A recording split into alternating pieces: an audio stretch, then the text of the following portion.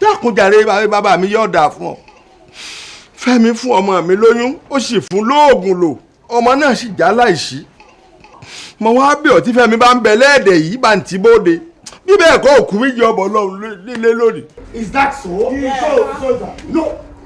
Is that so? Fẹ́mi kọ́pà ó fún ọmọ yín méjì lóyún. Wonderful. Wonderful.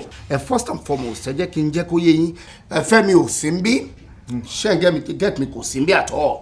Kò sí ní àhín. And tẹ́yìn náà bá wo issue méjèèjì tí ẹ wá dá sílẹ̀ yìí kò sí tó wà official nínú méjèèjì I mean kò sí èyí tí ẹ fi tó àwa létí ń bẹ̀rẹ̀ pàápàá lórí ọ̀rọ̀ ẹgbẹ́ alájẹsẹ́kù cooperative tẹ́ ń ṣe ẹ sọ fún wa ẹ bù wá gbọ́ ẹ̀yin àti Fẹ́mi lẹ́jọ́ ń ṣe we know nothing about it so kí làwa fẹ́ dá sínú irú yẹn èyí tó dùn mí jù lè ti ọmọ yín tó fún lóyún tó kù yìí mo mà sorry o mo mà really sorry o but you see aláti tún apply common sense nǹkan tí a bá ń ṣe nígbà tẹ wá ní èní la pa teacher ṣé tẹ bá ti pa teacher ṣe ti rọmọ yín nìyẹn that is not it ibi tẹ ti ń pariwo yẹn pàápàá káàkiri ó ṣeé ṣe káwọn ọ̀rẹ́ ẹ̀ kankan tún sọ fún pé wọ́n ń wá o á dá àgbàbẹ̀ sá lọ kò sínú ilé tèmi ń bí mi lè sọ pé bí báyìí ló wà pàtó for now àmọ́ èmi á bá yín wá tó ti yẹ yín sè ṣùgbọ́n kò ní dáńgbàdé bá kì mọ́lẹ̀ tẹ́lẹ̀ ń wá káàkiri bí gbàtẹ́ fẹ́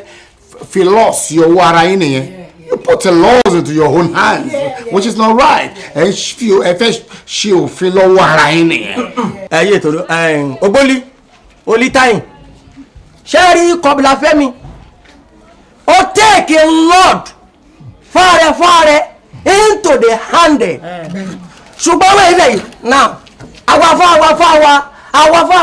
take a hand into the law. Yes, then. Bàbá lè rí bẹ́ẹ̀ kiri Fẹ́mi kọ́bùlà gbé pani jíjájẹ gígẹ́jẹ fi gbálẹ̀ jẹ́ gbálẹ̀ mú gbálẹ̀ pa dálẹ̀ pọ̀ bóyá bójú ẹni Fẹ́mi kò lè bọ́ nínú ẹ bí inú bẹ́ẹ̀ pẹ̀lú ẹ sáwọn.